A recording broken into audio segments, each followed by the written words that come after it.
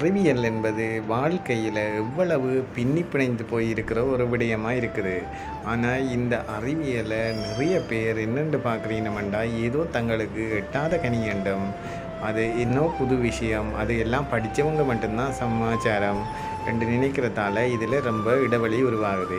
இந்த இடைவெளியை இல்லாமல் பண்ணி எங்களுடைய அடுத்த சந்ததி முற்றுமுழுதாக விஞ்ஞானபூர்வமாகவும் தர்க்க ரீதியாகவும் சிந்திக்க வைக்க வேண்டிய ஒரு கடப்பாடு எங்களுக்கு இருக்குது. இந்த விஷயத்தை நாங்கள் கருத்தில் கொண்டு இந்த வேலையை நாங்கள் ஆரம்பிச்சிருக்கிறோம். அதாவது அறிவியல் அரங்கு இது உருவாக்கப்பட்டிருக்குது.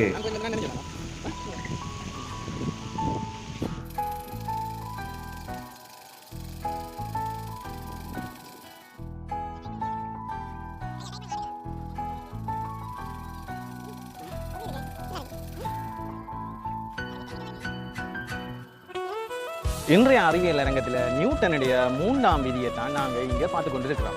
இந்த நியூட்டனுடைய 3ஆம் விதியில் எப்படி இயங்குதுன்றது, இந்த இதுக்குள்ள எந்த ஒரு எக்ஸ்ட்ரா ஃபிட்டிங்கே இல்லை. இதில் வெறும் 2 குழாய்கள் தான் இருக்குது. அந்த குழாய்களுக்கூடாக தண்ணி போகும்போது 3ஆவதாக ஒரு தடுப்பு விசை ஒன்றை கொடுக்குது. அந்த ஆடிக்கொண்டிருக்கிற ஒரு செப்பு கீழம் இதில் பட்டோன்னே அந்த செப்பு கீழம் அந்த ஒரு தாரையை நீர் தாரையை சிதறடிக்குது. அந்த இதில் வர்ற ஒரு பக்கத்தால் எதிர்த்து போகிற இதுக்கு இந்த நீர்ப்பம்பி கண்ணுக்கு செங்குத்தான ஒரு விசையை அது கொடுக்குது.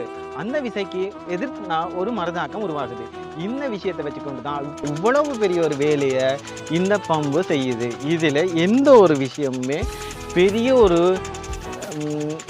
என்ஜினியரிங் டெக்னாலஜியும் இல்லை. ஆக ஒரே ஒரு விஷயந்தான் இருக்குது. நியூட்டனோட 3ஆம் இயக்க விதியை இது பரீட்சிக்குது. சரி.